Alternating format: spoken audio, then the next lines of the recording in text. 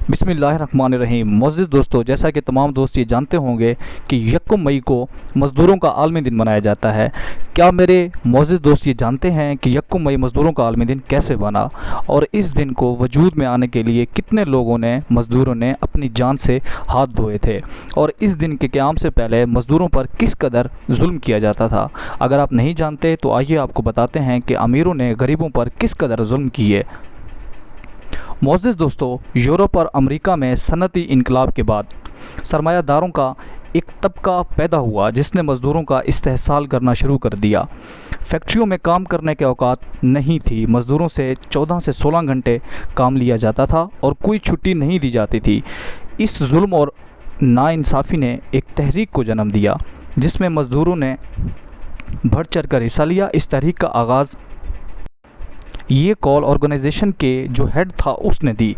یکم مئی 1886 کو تمام مزدوروں نے ہڑتال کر کے کام بند کر دیا۔ ہڑتال نہایت کامیاب اور پرامن رہی۔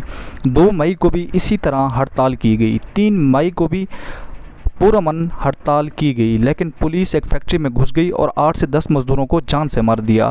مزدوروں کی پرامن ریلی پر بم پھینک کر ہلاک کیا گیا۔ گرفتاریاں، مقدمے، عدالتی فیصلے، مذمت، تمام طرز جو ظلم اور بربریت کی گئی تاریخ کا سیاہ ترین باب بن چکے ہیں۔ 3 مئی میں پولیس کی فائرنگ سے مزدوروں کی ہلاکت پر احتجاج کرنے کے لیے شکاگو میں واقع مارکیٹ میں پرامن ریلی نکالی۔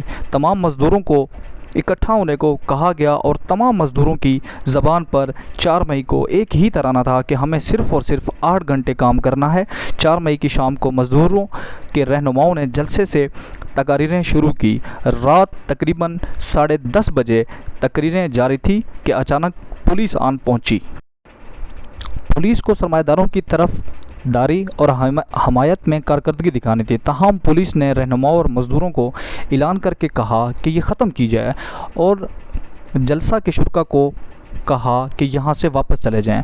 اچانک اسی دوران پولیس پر ایک دیسی بم خود ساختہ مزدوروں کی طرف سے پولیس والوں کی جانب پھینکا گیا اور اسی دیسی بم کے پھینکنے سے پولیس والوں کی جانب سے ایک ہلاکت ہوئی اور 6 زخمی ہو گئے۔ اس کے بعد پولیس نے مزدوروں پر اندھا دھند فائرنگ شروع کر دی جس سے کئی مزدور ہلاک ہو جاتے ہیں۔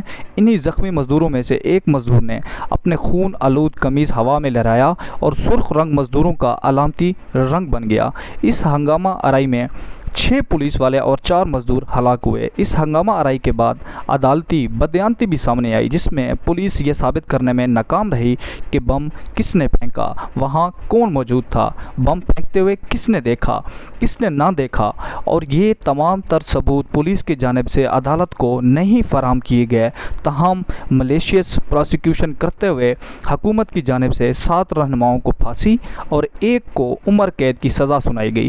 اس فیصلے کے خلاف اپیل دائر کی گئی جس کے خلاف پھانسی کو جس کو دی گئی تھی عمر قید میں تبدیل کر دیا گیا اور 4 رہنماؤں کی پھانسی کو برقرار رکھا گیا۔